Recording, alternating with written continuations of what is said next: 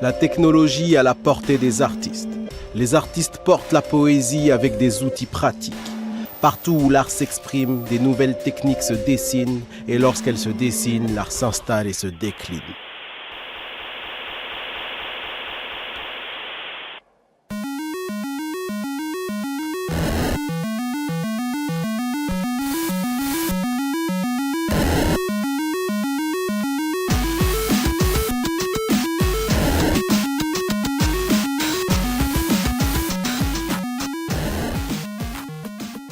Dans Data Glitch, on groupe le circuit bending, l'influence du circuit bending et l'influence de la chip music, ou le 8 bits, mais c'est deux choses un peu différentes.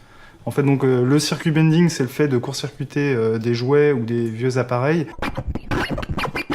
Et la chip music ou le 8 bits, c'est le fait de faire des sons avec des vieilles consoles de jeux, des vieux ordinateurs. Il y a une couleur de son assez sympathique et un côté un peu affectif du fait qu'on utilisait ces consoles enfants. Et c'est aussi des synthétiseurs, on va dire, fantastiques.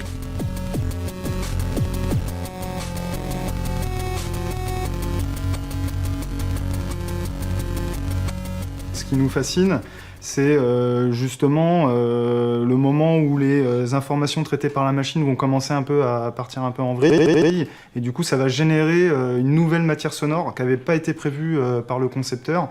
Et cette matière, voilà, elle est évolutive, elle est un peu vivante. Et il y a un côté un peu presque magique. Le principe est relativement simple. Il suffit en fait de relier deux points du circuit qui ne sont pas censés être reliés ensemble, de manière assez hasardeuse. On peut entendre la machine qui bug, donc on peut dire que déjà ces deux points du circuit sont réactifs au circuit de bending, et à ce moment-là, commencer donc à câbler ce court-circuit. Alors là, je me rappelle de mes cours de 4e. Et en déclenchant l'interrupteur, je devrais normalement pouvoir la faire bugger. Faut pas avoir peur de casser ces instruments-là, ça vient un petit peu d'un aspect presque instinctif en fait, où dès notre plus jeune âge, on avait l'habitude d'ouvrir ce jouet-là, parce qu'on voulait absolument savoir comment ça fonctionnait, qu'est-ce qu'il y avait dedans, essayer de mettre les pattes sur le circuit. C'est quelque chose qu'on essaye de véhiculer aussi avec l'association. Quand le public nous voit manipuler ou maltraiter un peu les jouets qu'ils avaient dans leur enfance, ça crée aussi, je pense, un rapport affectif avec les gens et avec l'objet.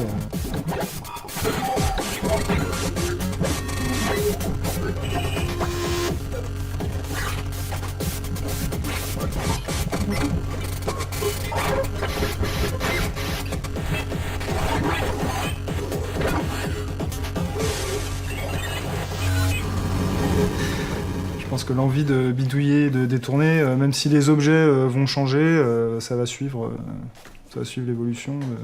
Voilà, ils tortureront les objets de leur génération. Et je vais vous laisser là-dessus.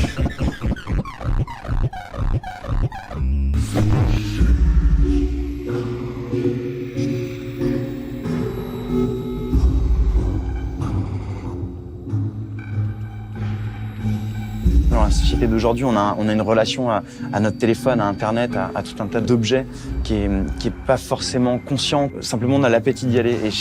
Et pour moi, c'est super important de continuer de se poser la question de la justesse de l'usage de ces choses-là. Quand les smartphones ont commencé à apparaître, ça devenait assez magique pour moi sur scène, parce que ça me permettait, contrairement aux pédales de boucle, de pouvoir bouger sur scène, de pouvoir avoir tous mes contrôles qui soient rassemblés au creux de la main. Mais ça ramenait tout le temps à cet objet très quotidien et pas très poétique qu'est le téléphone portable. Mon envie était donc d'avoir un contrôleur qui soit aussi souple, voire plus souple que le téléphone, et qui soit plus transparent, que je puisse avoir le choix de rendre explicite ce que je suis en train de contrôler, ou de porter l'attention du spectateur sur autre chose qui est en train de se passer.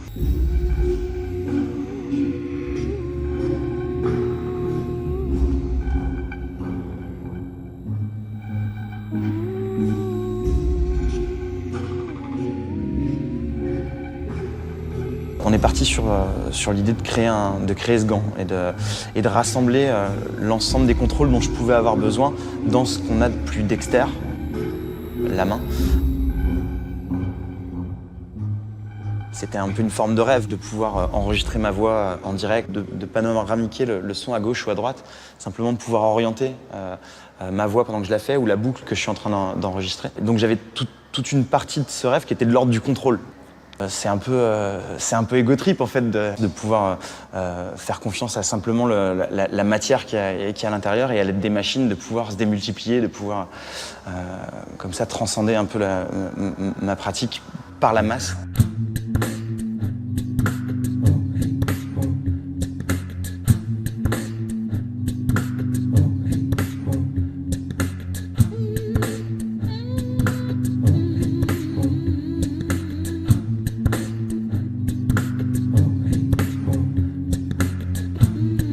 Le gant qui était à la base juste fait pour contrôler avec des gestuels choisis a induit des mouvements dans l'ensemble de mon corps et ça m'a amené petit à petit à bouger.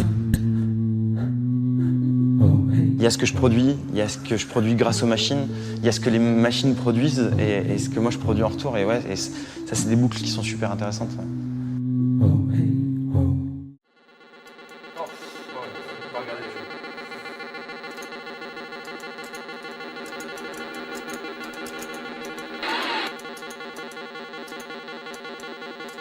J'ai fini l'école d'art d'Aix-en-Provence. J'avais fait quelques festivals d'art numérique. J'avais vu un peu le monde de l'art et je me dis merde, j'arrive pas à me situer. Je fais des trucs qui sont interactifs, je veux être populaire dans le sens où j'embrasse le fait de jouer avec les gens. Et je me suis mis à m'intéresser aux fêtes foraines en fait.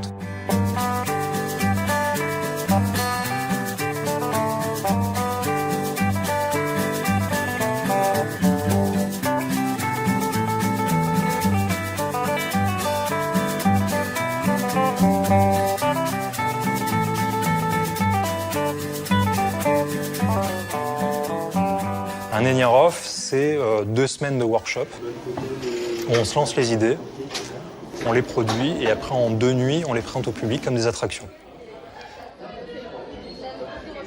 En fait, la fête foraine, c'est pas un parc d'attractions qui se déplace comme on le voit actuellement. La fête foraine avant, c'était plutôt une sorte de lieu où on montrait aussi les frics, où on montrait aussi des formes d'innovation parce que ça avait une forme de magie. Et c'est aussi vachement intéressant de regarder les gens jouer et de voir les dynamiques de groupe que ça crée. Et ça devient presque une espèce d'étude sociologique. On nous l'a souvent dit, ce qu'on arrive à faire dans Enierhof, c'est que les gens nous disent mais on arrive à créer un phénomène de foule, on arrive à créer une vraie joie festive concentrée en très peu de temps.